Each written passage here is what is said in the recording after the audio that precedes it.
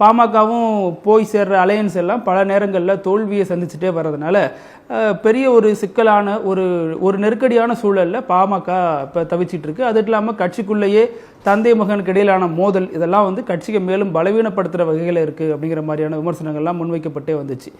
இந்த நேரத்தில் பாமக எப்படியாச்சும் தன்னை அரசியல் ரீதியாக பலப்படுத்திக்கணும் அப்படின்னு சில ஆயுதங்கள்லாம் கையில் எடுக்கிறாங்க அப்படின்னு சில முன்னெடுப்புகள்லாம் இப்போ அவங்க சார்பாக எடுக்கப்பட்டு வருது. இதில் 2013 கடைசியாக நடத்தப்பட்டு சித்திரை திருவிழா, அது வந்து பாமக சார்பில் நடத்தப்படுறது, வன்னியர் சங்கம் சார்பில் நடத்தப்படுறது.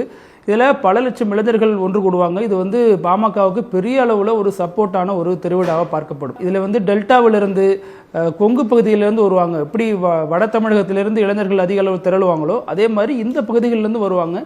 இந்த ஒவ்வொரு திருவிழா முடிஞ்சதுக்கு பிறகும் பாமகவில் அதனுடைய வாக்கு சதவீதம் உயர்றதை பார்க்க முடியும். அப்படித்தான் இந்த திருவிழாவை தேர்தல் வெற்றிக்காக, தேர்தல் வாக்கு அறுவடைக்காக பயன்படுத்திக்க போகிறாங்க அப்படின்னு ஒரு தரப்பில் சொல்லப்பட்டாலும் பாமக என்ன சொல்கிறாங்க அப்படின்னா, இது வந்து ஒரு பண்பாட்டு திருவிழா, இது அப்படி தான் பார்க்கணும். இதில் மற்ற தலைவர்கள், மற்ற சமூக தலைவர்களும் இதில் கலந்துக்கணும். தலித் தலைவர்களுக்கு நாங்கள் அழைப்பு கொடுக்க போகிறோம்.